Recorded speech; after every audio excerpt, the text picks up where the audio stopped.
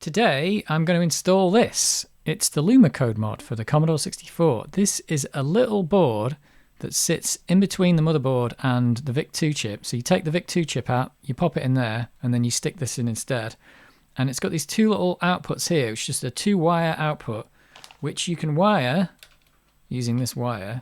You can wire it into like the port on your RF modulator there, and you can get what is a kind of a digital output from the Commodore 64. So it's not something that can directly be picked up by, you know, like monitors. So it's not HDMI or anything, but you can get stuff that can convert that to HDMI or to like a true digital picture. So the OSSC can do it, or the RGB to HDMI can do it. So today I'm just going to do this simple mod for the Commodore 64. Now I've already done one of these before, so what I'm going to say is you really can do this without soldering. You can just chuck this in, you can hook this on, and then you just do one little snip inside the RF modulator, and you can use these crocodile clips that are provided to clip it in. Problem is that this thing just wouldn't sit properly in the sockets that Commodore installed. They've got these single wipe sockets, and when I installed it I couldn't get it to work. So I'm probably going to do the same thing in this, which is I'm going to take the socket out and put in one of these like round pin sockets instead. The same one that's on this top here actually. Looks like the same one. And this accepts this really nicely, but the one that's in there just wouldn't accept this chip. The computer wasn't booting up, it wasn't getting any voltage, or it get like 0.7 volts. So it just wasn't making good connection. So I am going to desolder the socket, put this in, pop this in, and I'm actually going to cut these leads off, these crocodile clips, and I'm going to solder them right on so they don't accidentally just fall off. But you are welcome to just clip these on. So this one's already got a LumaCode in, so I'm going to do another one here. So I'll swap this Commodore 64 out for one that hasn't got the mod. This one's slightly less yellow, which is nice. So this one hasn't got the mod at all. So yeah, the mod is going to connect to the RF jack, which will be useless after this, but you can still use the normal video output. It doesn't stop that working. And in fact, you will need to if you want to get sound, because this isn't going to bring you sound out. You're going to have to get your sound out through there. And there are other videos of people online doing this. It's been out for quite a while. So one guy's installed his in 60 seconds. Not that I'd recommend doing that, but he did that in 60 seconds. So I'm just going to do my own video of it, because I've done one of these before now, and like I said, I had some problems. So definitely wasn't a 60-second install, unfortunately. And you technically, like I said, could do this without soldering, but I think the chances of that are quite low if you want it to work reliably, and I couldn't get it to work at all without desoldering that socket. Right, so we will need to take this keyboard out.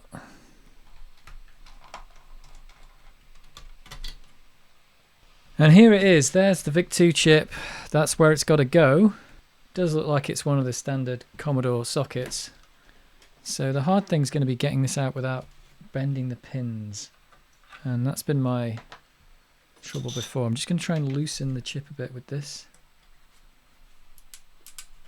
They're usually in quite strongly. Ugh.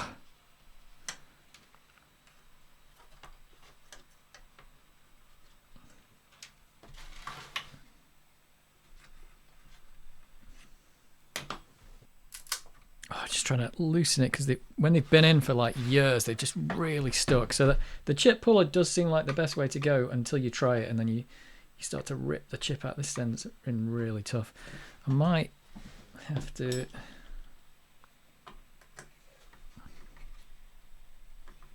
just need to loosen that a bit, and it'll probably come out. Oh, there we go. It's moving now. I just don't want. I have got a chip puller, but it's just. Yeah, you just have to put so much force on it when they've been in for so long that you end up causing a problem. Oh, there we go. Get the chip puller on it now. Oh, even then it still doesn't want to move. So I think one side's come out, but not the other. Oh! And then I just bent the pins when I did that with my hand. That was exactly what I was trying to avoid. Damn you.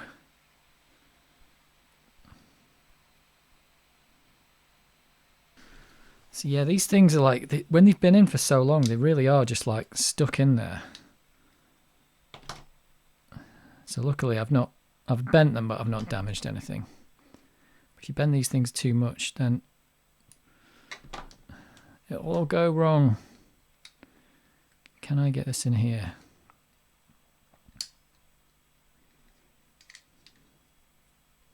Straighten these legs out.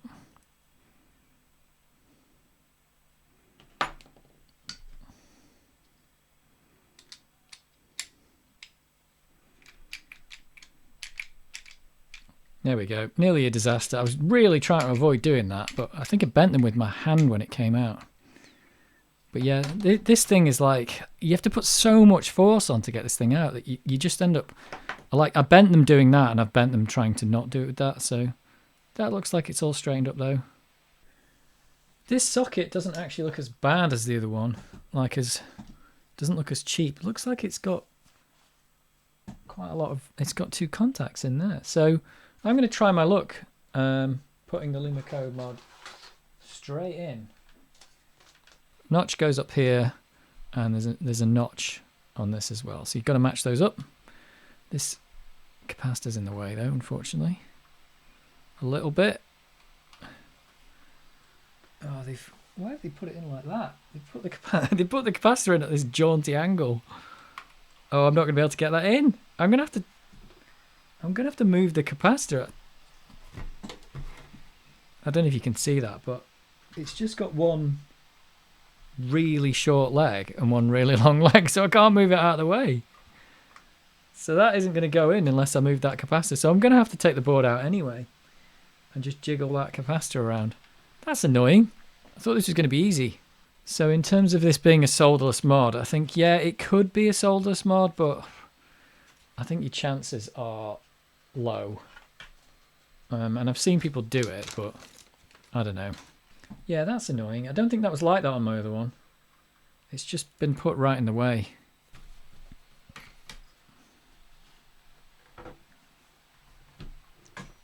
So, where's my little offending capacitor here? Just going to mark it with a Sharpie. Where is it? It's this here. Yeah, so I'm just going to try and shove that capacitor in a bit more.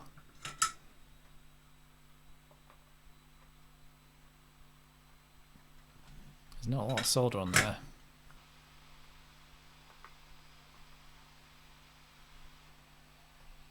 Oh, there we go.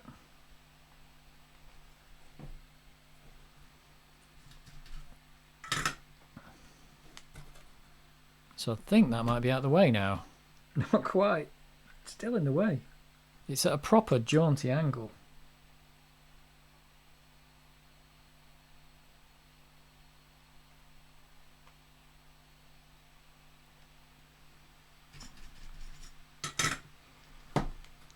There we go, that's better.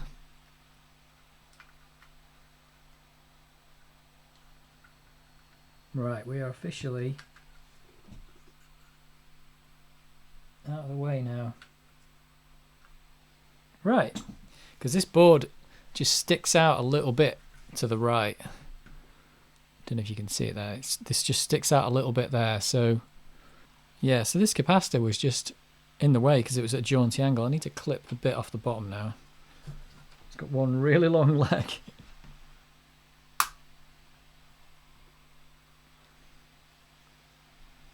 Right, so I suppose the first thing to try is just to see if we can actually get this thing to, if we can just put this in and get it to boot with the VIC chip in it. Let's put the VIC chip in the right way. So this should just carry on working like normal.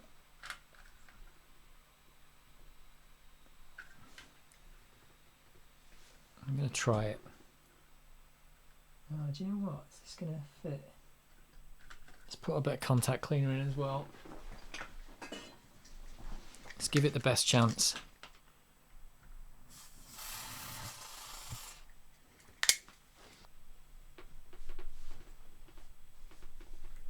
Yeah, these sockets, they just won't take this.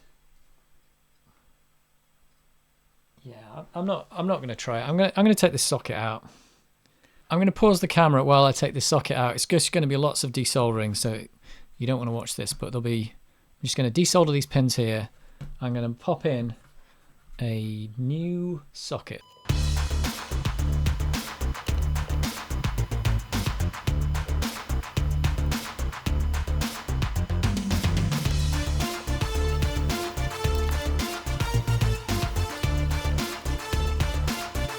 Okay, so the new socket is in, and that's the old one.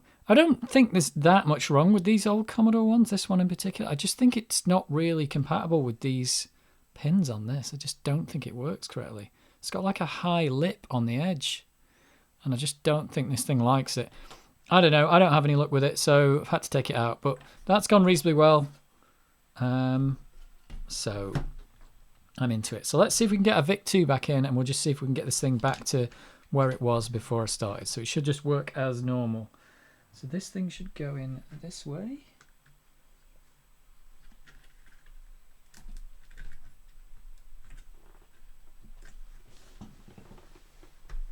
And is that in?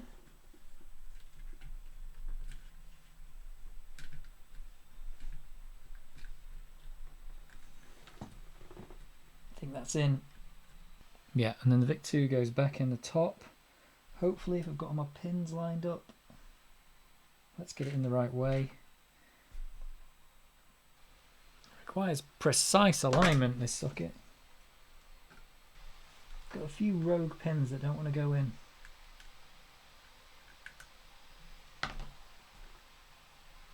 Oh, there we go. I think that's it. Right. That's all lined up. There we go. Right. So if I connect all this back up, make sure there's no bits of solder or anything on the desk. If I connect all this back up, it should be in exactly the same place it was at before. Because this mod doesn't stop you from actually using the normal video output. Let's give it a go. This is just a little composite HDMI converter that it's going through. So this should just still work as normal. Takes a while to come on. Oh, except I haven't got the power on. Is that on now? This power supply wasn't plugged in. Right, let's try again.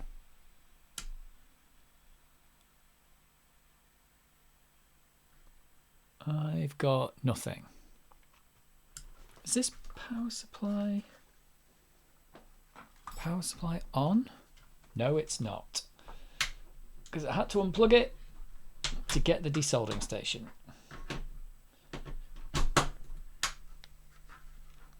Right, here we go. Third time lucky. Yeah, there we go. That's weird. That's what that HDMI composite to HDMI converter does. So the mod's in. Nothing has changed. You can still use this output just like normal, and it still looks just as bad. But now we've got an extra output here that I'm going to wire in to the RF modulator. So that's the next step. I couldn't get this socket to work, so you try your luck, but I haven't had any luck with these at all. So maybe it depends on what kind of sockets Commodore put in your Commodore 64, but in this one doesn't work. And I did have to move that capacitor. So the next thing to do is to try and get this modulator cap off, and it's soldered on. So I could either try and just break the solder or maybe get a bit of that off. Because I'm going to wire the LumaCode up inside here. I don't know if my soldering iron is going to be able to get this off. Nope. How did I get this off last time? I don't remember. Oh, this thing's really hot now. Damn you, modulator. It's really stuck on there. They did not want this coming off. Oh, there we go. I'm going to break this off now. There we go. I've bent it a little bit. Bend that back. Yeah, so I kind of just snapped the solder off in the end. So now we've got to snip the wire going to this here, so we can wire the LumaCode in to that there on the central pin, and the rest of the ground is the case. So yeah, how's that going to work? Connecting to these two prongs here. I think ground is the one closest to the bottom of the Commodore 64. That's the ground. So I'll make it so this black wire is ground on this. So yeah, in theory, the black wire can just clip onto anything that's ground in here, like this. And then this one could clip onto here, and you wouldn't have to solder at all. But I'm probably going to solder it on. So let's just clip the wire off the modulator. Nobody's going to use this anymore anyway. Sorry, modulator, you had your life, but it's over now. Oh, it's difficult to get in there. There we go. So that modulator socket is now free for use. So we can now test, well, we might as well just test it out to see if it works to start with. So I'm going to clip onto that. And you can see why I'm going to solder these in, because like you couldn't have that sitting like that. But if you want to try and like just clip these in and snap it down, you can. But I'm going to solder onto something. I'm going to solder onto that and solder onto this. I can't capture the output from the OSSC because of the line 5 mode that I've got to put it in. But we'll just see if this works to start with. So let me just hook it up. So this is now going in the RF modulator, and it's going to go to the center composite input on the OSSC that I've got. You will still need to hook up sound if you want sound. But I'm just going to test to see if this thing works. This is hooked up to the OSSC. Now I should get a picture, even though I've not put any settings in the OSSC yet. So I'm going to turn on the Commodore 64 and wait for it. There we go. So that picture looks terrible, but that is the expected outcome if you just boot up an OSSC with this LumaCode mod. So now it's possible just to change the settings to get this thing to work. So I'll go through the settings to set up the OSSC for LumaCode. Now once it's plugged in, you'll get a picture like this. It's like black and white and kind of grainy. It'll look kind of sharp, but everything's wrong basically. So first thing you've got to do, now I'll try and do this from memory. You want to turn on LumaCode here. So go to Video in Processing and LumaCode at the bottom there. And this is a C64, so I'm going to turn it into C64 mode. And then you get something that looks pretty crazy with just crazy colors, basically. Now, you do want to turn off this video low pass filter as well. That'll be set to auto by default. You want that off because that will cause like artifacts later on if you leave that on. Sampling options, you want to go to advanced timing here. And, oh, actually, before I do that, we do need to go there. But first thing I'm going to do is go to output options. And I want to change this line 2x to line 5x. That's the mode you've got to put it in. So you can't see it at the moment, but I'm changing it to line 5x and the screen will go blank for a minute. In fact, the screen isn't going to come on. So I'll change that back to 2x. I'll show you what I'll do. I'll change the other setting first. Because the problem is my monitor can't handle what it's doing. So first thing I'll do is the line 5x mode down here is on generic 4.3. I'm going to change that to 384 by 240 optimized. So let's do that first. And then I'll go up and change this top option here, the 240p version, to line 5x. And hopefully my monitor can sync with that. Wait for it. There we go. So yeah, so the 240p goes to line 5x and the line 5x mode goes to 384 by 240 optimized. Now you'll get this, this looks absolutely crazy now. Looks like some crazy colors, but now I'm going to go to sampling options and then in advanced timing, I press OK on that. Now this sample rate here is set to 512. That is the NTSC version of the, I think it's the number of like cycles that the Commodore 64 will do as it's going across the line. 512 would be the NTSC version, but this is a PAL C64. So I want to set this to 504. So again, this is all in the documentation, but it's all spread about all over the place. So set that to 504, that's the PAL version. And now I've got something that looks pretty correct, except it's the wrong color. And that's where I've got to go down here to sampling phase at the bottom, and it's on 180 degrees, and I'll just set that close to, well, you can set it to 0, I think. As you just go lower and lower, you see it gets crazier. I think it's just offsetting where it starts reading the byte for the LumaCode. But I don't know if 180 will be right on NTSC, but it doesn't work on this one. So let's keep going down. So you see, as you get lower and lower, it starts to get better. And down at 33 degrees, it looks okay. I'm going to set it to 0 because I think 0 is probably the correct thing. And I think there we have our picture. Now you can just save that as one of the settings. Otherwise, when you turn this off, this will go to a different setting. But let me just load something up and we can see what that looks like. And there we have it. So I haven't got the sound hooked up at the moment, but that looks okay. But there's one thing, and that is, you probably can't see it on the camera, but there's little artifacts in the brown line at the top. There's little like black spots coming up because the timing's not quite right. And I think to fix that, I don't know if there's a screen where I could show that off better. But if you get that problem, I think you go to Video in Processing. And this G/Y offset, so I think that's where the actual LumaCode's plugged in. You just want to set that a bit higher.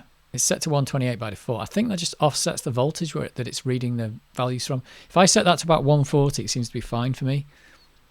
And I'm plugged in with quite a high quality cable, so I don't know why you need to do that, but it just seems like it's never quite right. But it's hard to get across how clear this is on the screen. It is really quite clear. So the reason why I can't show you on a capture is because none of my capture cards can pick up this Line 5X mode from the OSSC, unfortunately. But these are the settings you've got to have to try and get this to work. Your monitor may have trouble with it as well. And in fact, the monitor is clipping off the top and bottom lines of the Commodore 64, but they're generally lines that aren't used, but some games might. So that's looking pretty good. Oh, I've got sound in the room.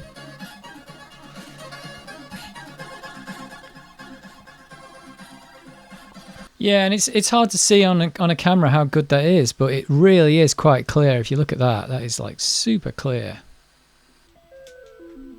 Yeah, the camera just isn't doing it justice, but that looks really good. So save that as a profile in the OSSC so you can record that later on, because you'll need this separate settings just for this.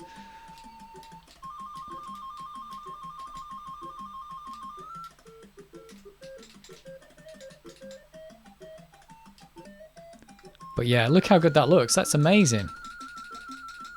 It looks a bit dark on the camera, but it's not like that. It's quite vibrant on the screen. I think we've definitely got some music missing on this newer version of the SID in the C64C. So yeah, so I wish I could capture this, but none of my capture cards will do this with the OSSC. So you might have more luck with the RGB to HDMI. But this Line 5X mode is really not compatible with... well, the two capture cards that I've got, the two capture devices, Live Gamer Mini and Elgato HD60S, both of those can't do it. And I think most ones can't do it because it's a non-standard mode, basically. And they're doing that to get the nice crispy pixels. And it's possible your monitor may not pick it up as well, but this one can. This is one hell of a good looking screen. Yeah, that looks amazing. So you can just leave these clips in, but I'm going to solder these straight in. So I'm going to clip these wires down. I'm going to clip these crocodile clips off. Just going to leave enough room to get to the modulator over here, because it's going to have to go through the top of the case like that. So let's leave enough room for that. Clip those off. So you're welcome to keep them clipped, I think, if you want a really low mod. But I've had to solder anyway, so I might as well do more soldering. So I'm just going to strip these wires and then I'm going to solder them in. I think this will fit through here, actually. It does. So I can do that later. So I want the white wire, the black wire is ground, and the other wire is going on this central pin.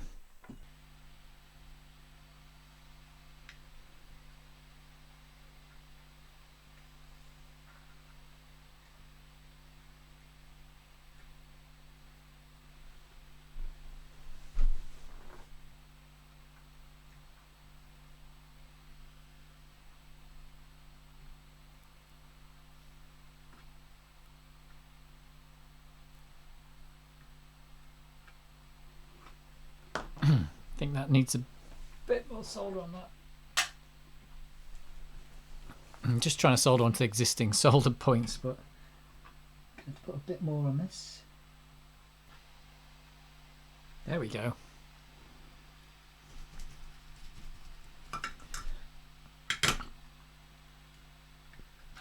So they should hold on pretty good, I think.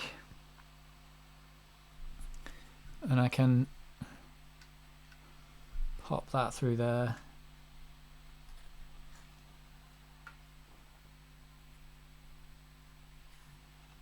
And stick this back on. There we go. And reconnect this to the LumaCode mod. Make sure my black wire is the ground. The ground one's the closest to the bottom. There we go. That's my little mod. So yeah, this is solderless, I suppose, but if you can get away with it. I'm just going to take this down to stop it flapping about.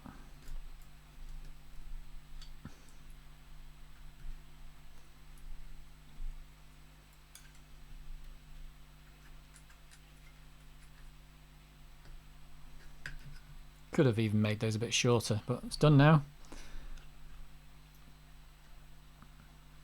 That's the mod done. And this can be reassembled.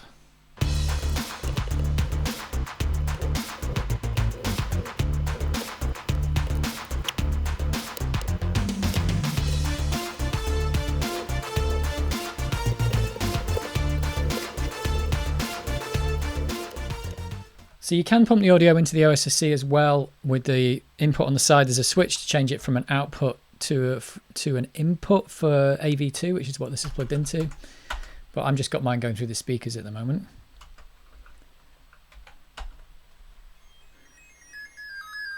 And it totally works, and it looks brilliant. It looks absolutely brilliant. So that is a successful mod. Not that hard to do. It would be nice if it was completely solderless, but I just didn't get away with it. And I wish I could show you on the capture, but I have got an AverMedia Line Gamer Mini capture device, and I borrowed an Elgato HD60S, and neither of those can capture the output from the OSSC in this 5x line mode, which is unfortunate.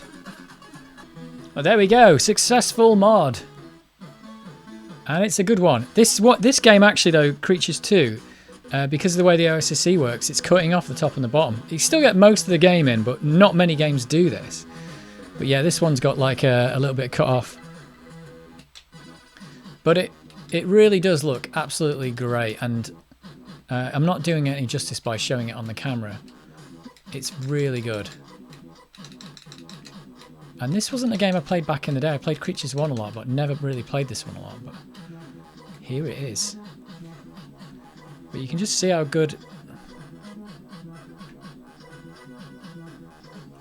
it really does look just great.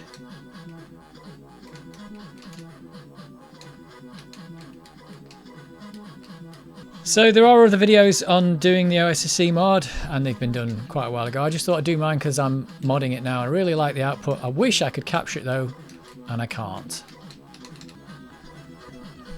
I don't know if anybody played this game back in the day. It was one of the later games to come out on the Commodore 64. Hey, there we go. Did it.